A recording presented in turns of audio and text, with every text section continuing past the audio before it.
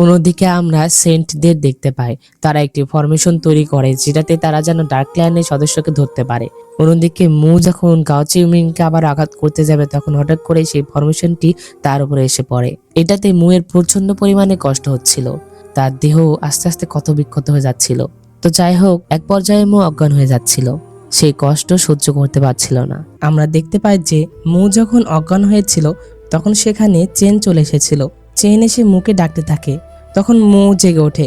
সে চেনকে দেখে বলে যে তার অনেক ব্যথা করছে। এটাতে চেন বলে যে আমি জানি, তুমি কথা বলো না। এই কথা বলে চেন মুকে নিয়ে সেখান থেকে চলে যায়। তখন এইটা গাও চিউমিং দেখে। তো গাও চিউমিং এর এটা দেখে অনেক খারাপ লাগে যে সে মুকে বাধা দিয়েছিল, কারণ এই ঘটনার পর সে তো জানতে পেরেছিল যে সে যে শিষ্যকে বাঁচাচ্ছিল সেটা আসলে ডার্ক ক্ল্যানের একটা শিষ্য ছিল। অন্যদিকে সেন্টরা সেখানে চলে এসেছিল মুকে ধরার জন্য, অর্থাৎ তারা তো তাদের ফরমেশনের মাধ্যমে দেখতে পেয়েছিল যে মু এখানে আছে। তারা যখন সেখানে আসে তখন তারা মুকে আর দেখতে পায় না, কারণ মুকে তো চেন নিয়ে গিয়েছিল।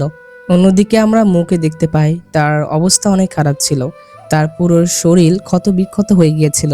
চেন তাকে তার রুমে এনেছিল। এরপরে চেন মুকে তার শক্তি দিয়ে ঠিক করে। এটাতে চেনের অনেক শক্তি খরচ হয়ে গিয়েছিল, যেটাতে সেও অসুস্থ হয়ে পড়ছিল, কিন্তু তবুও সে মুকে সেরে তোলে। মুয়ের ক্ষতগুলো সেরে গিয়েছিল, আর তাকে বাঁচাতে গিয়ে মুয়ের ক্ষতগুলো চেনের হাতে চলে আসে। আসলে চেন এটা তার সেই ব্রেসলেটের মাধ্যমে করেছিল, অর্থাৎ নান তাদের যে ব্রেসলেটটা দিয়েছে আর কি, সেই ব্রেসলেটের মাধ্যমে সে মুয়ের ক্ষতটা তার কাছে পার করে নিয়েছে। এই ক্ষতটা তার হাতে আসার পরে চেন বলতে থাকে যে তাহলে এই ডেমনিক পাওয়ারের জন্য তুমি কত বছর ধরে এই কষ্টটা সহ্য করছো। এরপরে চেন মুকে নানের কাছে রেখে চলে আসে। তখন নান এটা দেখে বলে যে চেনের মতো ছেলের প্রেমে পড়াটা কি কিছুটা অদ্ভুত লাগে না। অর্থাৎ সে বুঝতে পেরেছিল চেন আস্তে আস্তে মুকে পছন্দ করতে শুরু করেছে। এরপরে চেন যখন কাল্টিভেশন করছিল তখন সেখানে স্নো সিটির একটি শিষ্য এসে চেনকে মুয়ের রিপোর্টগুলো দেয়, অর্থাৎ সে যে স্নো সিটিতে আসার পরে যেই ভুলগুলো করেছে আর কি। চেন তো তাকে বলেছিল যে সে যদি বেশি ভুল করে তাহলে তাকে স্নো সিটি থেকে বের করে দিবে।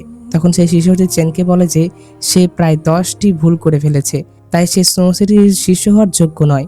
তখন চেন সেই রেকর্ডটি নেয় এবং সেই রেকর্ড থেকে মুয়ের ভুলগুলো সে মুছে ফেলে। আর সেই শিষ্যকে বলে যে তুমি তার খারাপ রেকর্ডগুলো মুছে ফেলো, বরং তুমি তাকে তার হৃদয় দিয়ে দেখো। তো এখানে চেন মুকে স্নো সিটি থেকে যাওয়াতে বাঁচাচ্ছিল। তো যাই হোক, অন্যদিকে আমরা দেখতে পাই মুয়ের জ্ঞান ফিরেছিল। মু যখন জেগে ওঠে তখন সেখানে নান আসে। নান তার জন্য মেডিসিন এনেছিল। তখন মু মেডিসিন খায়।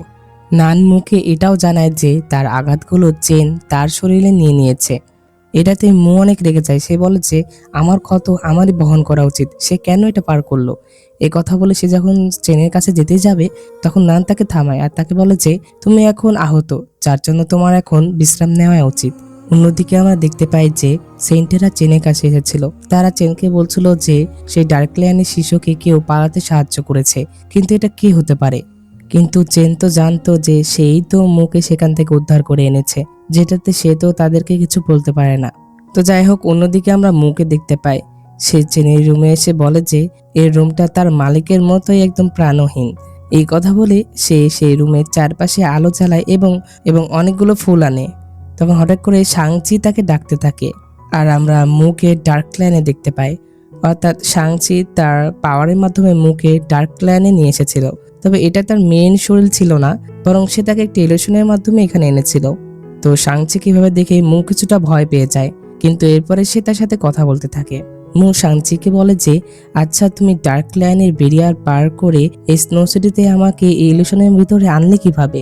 এটাতে শাংচি বলে যে আসলে আমি তোমার হৃদয়ের ভিতরে একটি জাদু করেছিলাম, যার নাম হলো হার্ড স্ট্রিং।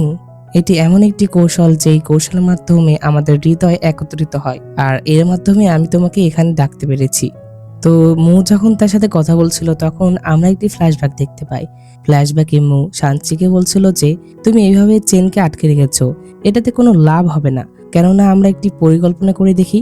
আমি তাকে উদ্ধার করব এবং তার কাছাকাছি যাব, তার বিশ্বাস অর্জন করব, তারপরে তাকে মেরে ফেলবো, আর এরপরে আমরা ক্যাওস পাল্টি দখল করব। এই পরিকল্পনাটা কি ভালো হয় না? তো মুয়ের এই কথাতেই শাংচি মুকে সেই হাফডি গ্লোরিটা দিয়েছিল, অর্থাৎ যে বিলটা মু চেনকে খাইয়েছিল। তো এই ফ্ল্যাশব্যাকের পরে শাংচি মুকে বলে যে তো এখন তুমি কি অর্জন করেছো। তখন মু কিছুক্ষণ থেমে বলে যে, কেন, আমি তার কাছাকাছি গিয়েছি, তাকে উদ্ধার করেছি এবং তার বিশ্বাস অর্জন করেছি। আমি তো অনেক কিছুই করে ফেলেছি। আসলে শাঞ্চি এখানে বুঝতে পারছিল যে মু আস্তে আস্তে চেনকে পছন্দ করছে। সে মুকে সন্দেহ করছিল, যার জন্য সে তাকে এই ইলুশনে ডেকে এনেছে। তো শাঞ্চি তো তাকে সন্দেহ করছিল, কিন্তু মু তো অনেক আগে থেকেই চেনকে অনেক ভালোবাসতো। এটা তো আর শাঞ্চি জানতো না। তো শাঞ্চি যে তাকে সন্দেহ করছে, এটাতে সে মুকে বলে যে সে যে তার সাথে বিশ্বাসঘাতকতা করবে না, এটার যেন সে প্রমাণ দেয়। এটাতে মু বলে যে, তাহলে আপনি কিভাবে প্রমাণটা চান? তখন শাংচি বলে যে, তুমি প্রথমে ক্যাওস পালটি দখল করো, এরপরে চেনকে মেরে ফেলো। এই কথা শুনে মু একদম থমকে যায়। সে কথা বলতে পারে না। তো মুয়ের এই মুডটা দেখে শাংচি বলে যে, তোমার চেহারার এই ভাব আমাকে সত্যি হতাশ করেছে। তোমার যেহেতু ডেমনিক পাওয়ার আছে, যার জন্য মাসে একবার হলে তোমাকে এই অতল গহ্বরে এসে আবারও ডেমনিক পাওয়ার নিয়ে নিজের শরীরকে শান্ত করতে হবে।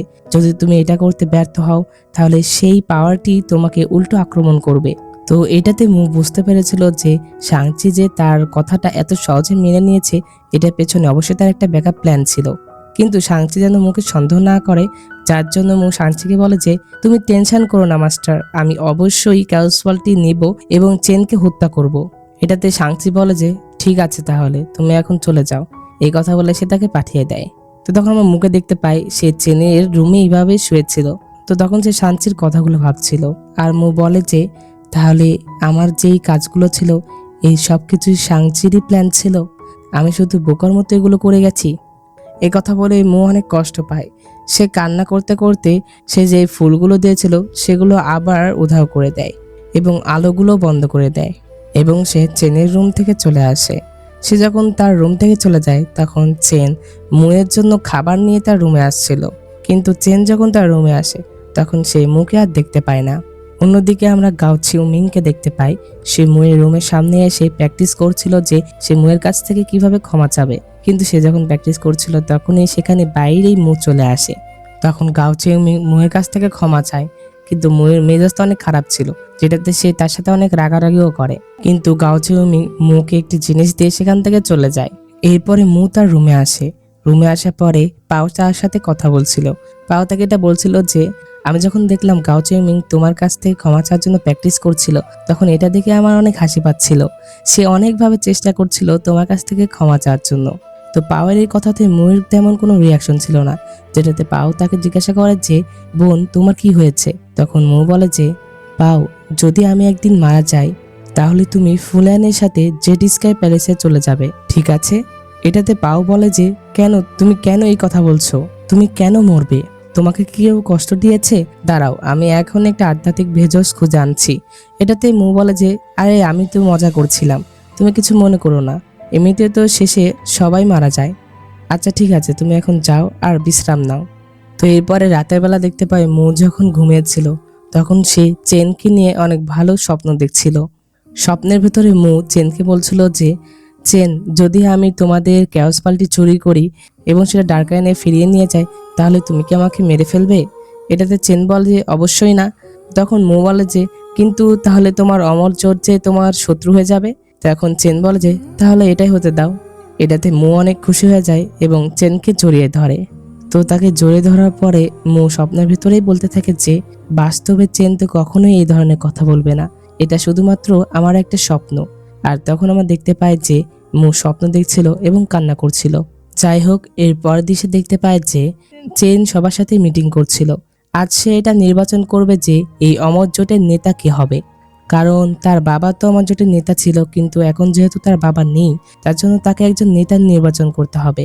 তখন সে সেন্ট ফাজিয়ানকে তার সম্প্রদায়ের নেতা হতে বলে, যেটাতে সবাই তাকে সমর্থন করে নেতা হওয়ার জন্য।